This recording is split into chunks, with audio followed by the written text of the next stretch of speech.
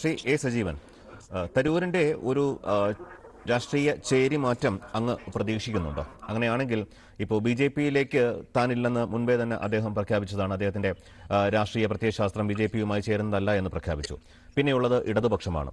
ഇടതുപക്ഷത്തിലേക്കൊക്കെ ശശി തരൂർ മാറിയാൽ, ഇപ്പോൾ ഇവിടെ നിന്നും ചർച്ചയിൽ ഉരുത്തിരിഞ്ഞു വന്നതുപോലെ അതൊരു ആത്മഹത്യാപരമായിട്ടുള്ള ഒരു നിലപാടായിരിക്കുമെന്ന് മനസ്സിലാക്കാൻ അറിയാത്ത, കഴിവില്ലാത്ത ഒരാളെന്നുമല്ല തരൂർ. കാരണം കോൺഗ്രസിലെ ആദ്യത്തെ 5 നേതാക്കൾ, കേരളത്തിലെ പ്രധാനപ്പെട്ട 5 നേതാക്കളുടെ പേര് ആ പട്ടികയിൽ ഒരുപക്ഷെ തരൂരും കടന്നു വരും. പക്ഷേ പ്രധാനപ്പെട്ട കമ്മ്യൂണിസ്റ്റ് നേതാക്കൾ എന്ന് പറയുമ്പോൾ അത് ആ ലിസ്റ്റിലൊന്നും, ഒരു ആദ്യത്തെ പട്ടികയിലൊന്നും തരൂർ കടന്നു വരാൻ വഴിയില്ല. അതുകൊണ്ട് തന്നെ തരൂർ അങ്ങനെ ഒരു നിലപാടിലേക്ക് പോകുമോ? കാരണം ഇപ്പോൾ പാർട്ടി സെക്രട്ടറിയൊക്കെ വലിയ രീതിയിൽ തരൂരിനെ സ്വാഗതം ചെയ്യുന്ന തരത്തിലൊക്കെ സംസാരിക്കുന്നുണ്ട് എങ്കിൽ പോലും.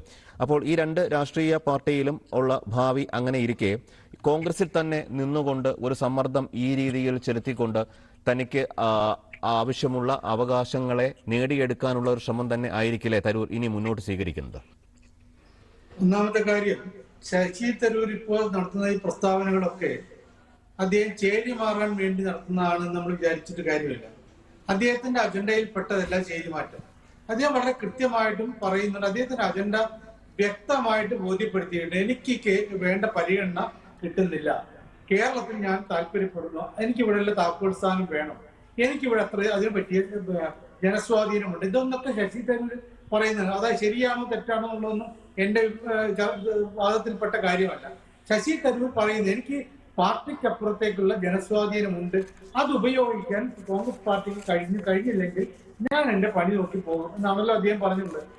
അതിനർത്ഥം അദ്ദേഹം ഏതെങ്കിലും ഒരു ചേരിയിലേക്ക്, BJP-യിലേക്കോ ഇടതുപക്ഷത്തേക്കോ ഒക്കെ പോകാനുള്ള താല്പര്യമെന്ന് നമ്മൾ വിചാരിച്ചിട്ട് കാര്യമില്ല. ഒന്നാമത്തെ BJP അദ്ദേഹത്തിന് ഇപ്പൊ ഇവിടെ പലരും പറഞ്ഞു, ശ്രീകുമാറും ജേക്കബും സണ്ണിക്കുട്ടിയൊക്കെ പറഞ്ഞ പോലെ ഈ പാർട്ടികൾ, CPM പ്രത്യേകിച്ച്, CPM-ന്റെ ചട്ടക്കൂടിനകത്ത് കമ്മ്യൂണിസത്തിന്റെ അടിസ്ഥാന തത്വത്തിന് ഒന്ന് വ്യക്തി പാർട്ടിക്ക് വിധേയനായി നിൽക്കുക എന്നുള്ളതാണ്. അതൊരിക്കലും ശശി തരൂർ ചെയ്യില്ല എന്നുള്ള കാര്യം നമുക്ക് ഇദ്ദേഹത്തിന്റെ ഇതുവരെയുള്ള പ്രവർത്തനങ്ങളും വാക്കുകളും ഒക്കെ വെച്ചുകൊണ്ട് പറയാൻ പറ്റും. അതുകൊണ്ട് ആ ചട്ടക്കൂടിനകത്ത്, കമ്മ്യൂണിസ്റ്റ് പാർട്ടികളുടെ ചട്ടക്കൂടിനകത്ത് ശശി തരൂരിനെ തടയ്ക്കാൻ കഴിയില്ല. അത് കൃത്യമായിട്ട് അറിയാം. ശശി തരൂരിനും അറിയാം, കമ്മ്യൂണിസ്റ്റ് പാർട്ടിയുടെ CPM-ന്റെ ആണെങ്കിലും CPI-യുടെ ആയാലും നേതാക്കന്മാർക്ക് അറിയാം. BJP-ക്ക് തന്നെയാണ് പ്രശ്നം. ഇവിടെ ശശി തരൂർ അമാനുഷനായിട്ട് വന്നാൽ അതിവിടെ പല ആൾക്കും അസ്വാസ്ഥ്യം ഉണ്ടാക്കും. അതുകൊണ്ട് അദ്ദേഹത്തെ മാറ്റി പറയുന്ന, ഇപ്പൊ നാളെ രാഹുൽ ഗാന്ധിക്ക് BJP-യിൽ പോയിട്ട് രാഹുൽ ഗാന്ധിക്ക് അനുകൂലമായിട്ട് സംസാരിച്ചാലോ അത് അംഗീകരിക്കപ്പെടില്ല. പക്ഷെ ശശി തരൂരിന് വേണ്ടത് താൻ പറയുന്ന കാര്യങ്ങൾ കോൺഗ്രസ് നേതൃത്വം കേൾക്കണം. അത് ഇപ്പൊ നേരത്തെ പറഞ്ഞില്ല, ഇദ്ദേഹത്തെ ആർക്കാണ് പേടി എന്നുള്ളത്. പേടിയുണ്ട്. പേടി എന്ന് പറയുന്നത് നമുക്ക് കൃത്യമായിട്ട് അറിയാം. അല്ലെങ്കിൽ അദ്ദേഹത്തെ ഒരു വർക്കിംഗ് കമ്മിറ്റി മെമ്പറെ, ഒരു MP-യെ പാർട്ടിയിൽ നിന്ന് ഇങ്ങനെ പറയുമ്പോൾ പരസ്യമായിട്ട് തള്ളിപ്പറയാൻ രാഹുൽ ഗാന്ധിക്കോ മല്ലികാർജുൻ ഖാർഗെക്കോ സോണിയാഗാന്ധിക്കോ ഒക്കെ പറ്റും. അവരെന്തുകൊണ്ട് ഇതിനെക്കുറിച്ച് മിണ്ടുന്നില്ല? കാരണം ശശി തരൂരിനെ ഇപ്പോൾ ഇളക്കി വിടുന്നത് കടന്നൽ കൂട്ടത്തിൽ കല്ലിടുന്ന പോലെ എന്നായിരിക്കും. ശശി തരൂർ തങ്ങൾക്ക് ദോഷം ചെയ്യുന്ന ഒരു ഘടകമായിട്ട് മാറി താൽക്കാലികമായിട്ടെങ്കിലും. അദ്ദേഹം CPM-ൽ പോയിട്ട് കുറെ ആളുകൾ, അല്ലെങ്കിൽ BJP-യിൽ പോയിട്ട് ഒരു 1,00,000 ആളുകളെയും കൊണ്ട് പോകുന്നു. അത് നടക്കുന്ന കാര്യമല്ല. നടക്കുമെന്ന് നമ്മളത് വിചാരിച്ചിട്ട് കാര്യമില്ല. പക്ഷേ ശശി തരൂരിനെ പോലെ ഒരാൾ പോകുമ്പോൾ, അദ്ദേഹം പുറത്ത് പറയുമ്പോൾ മറ്റുള്ള ആളുകൾ പോലെ അനാവശ്യമായിട്ടുള്ള രാഷ്ട്രീയ വിവാദങ്ങൾ ഉണ്ടാക്കുകയില്ല. അദ്ദേഹം പറയുന്നത് ജനങ്ങളിലേക്ക് യുക്തിസഹമായിട്ട് എത്തിക്കാനുള്ള കഴിവ് അദ്ദേഹത്തിനുണ്ട്. സ്വാഭാവികമായിട്ട് അത് കോൺഗ്രസ്സുകാർ ഭയക്കുന്നുണ്ട്.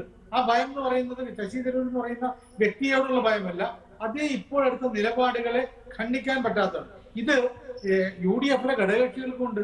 ഞാനിവിടെ കഴിഞ്ഞ ദിവസം സാദിഖ് അലി തങ്ങള്, മുസ്ലിം ലീഗിന്റെ സംസ്ഥാന പ്രസിഡന്റ് സാദിഖ് അലി തങ്ങൾ മാധ്യമപ്രവർത്തകരോട് പരസ്യമായിട്ടൊരു പറഞ്ഞ കാര്യം പറയാം. അദ്ദേഹം പറഞ്ഞത്, ഞങ്ങൾ ഇക്കാര്യം ഇങ്ങനെ പോയാൽ ശരിയാവില്ല എന്ന് ഞങ്ങൾ കോൺഗ്രസിന്റെ ദേശീയ നേതൃത്വത്തെ അറിയിക്കാൻ പോവുകയാണെന്ന് പറഞ്ഞു. കോൺഗ്രസ് ദേശീയ നേതൃത്വത്തെ അറിയിക്കുന്ന എന്താണ്, ശശി തരൂരിന്റെ പ്രശ്നമാണോ എന്ന് മാധ്യമപ്രവർത്തകർ ചോദിച്ചപ്പോൾ അദ്ദേഹം പറഞ്ഞു, ശശി തരൂരിന്റെ പ്രശ്നം മാത്രമൊന്നുമില്ല, ബാക്കി കുറെ പ്രശ്നങ്ങളുണ്ടല്ലോ എന്നാണ്. എന്ന് വെച്ചാൽ ശശി തരൂർ തലവേദന ഉണ്ടാക്കുന്നു എന്നറിയിക്കാനല്ല സാദിഖ് അലി തങ്ങള് സോണിയാഗാന്ധിയോ അല്ലെങ്കിൽ മല്ലികാർജുൻ ഖാർഗെയോ അല്ലെങ്കിൽ രാഹുൽ ഗാന്ധിയോ കാണാൻ പോകുന്നത്. ഈ കോൺഗ്രസിനകത്ത് സംസ്ഥാനത്തുള്ള കുറെ പ്രശ്നങ്ങളാണ്. അത് ശശി തരൂർ ഉന്നയിച്ച പ്രശ്നങ്ങൾ കൂടി വരും. അദ്ദേഹം ഉപയോഗിച്ച വാക്ക് ഇതാണ്, ശശി തരൂർ ഉന്നയിച്ച പ്രശ്നം കൂടി വരും എന്ന് പറയുമ്പോൾ അവര് ഇത്തരം ശശി തരൂരിനെ നാളെ പുറത്ത് ചാടിച്ചിട്ട് തദ്ദേശ തെരഞ്ഞെടുപ്പിലോ അത് കഴിഞ്ഞ് വരാൻ പോകുന്ന നിയമസഭാ തെരഞ്ഞെടുപ്പിലോ ഒക്കെ വലിയ നേട്ടം ഉണ്ടാക്കാൻ കഴിയുമെന്ന് ഘടകകക്ഷികളായിട്ടുള്ള ലീഗ് ഉൾപ്പെടെയുള്ള കക്ഷികൾക്കും വലിയ വിശ്വാസമൊന്നുമില്ല. അപ്പോൾ സ്വാഭാവികമായിട്ടും ഇവിടെ ജേക്കബ് പറഞ്ഞ പോലെ ഇത് ഇലയ്ക്കും ഉള്ളിലും കേടില്ലാത്ത രൂപത്തിൽ കൈകാര്യം ചെയ്യേണ്ടത് എങ്ങനെയെന്നാണ് കോൺഗ്രസ് നേതൃത്വം ശ്രമിക്കേണ്ടത്. അവർ മനസ്സിലാക്കേണ്ട കാര്യം അതാണ്. ഇത് ശശി തരൂർ ഉന്നയിച്ച കാര്യങ്ങളെ ഒരു പൂർണ്ണമായിട്ട് ഉൾക്കൊള്ളണമെന്നില്ല. പക്ഷെ അദ്ദേഹത്തെ ശത്രു പാളയത്തിലേക്ക് കടത്തിവിടാതിരിക്കുക എന്ന് പറയുന്ന തന്ത്രമെങ്കിലും കോൺഗ്രസുകാർ ചെയ്യേണ്ടതാണ്. ശരി.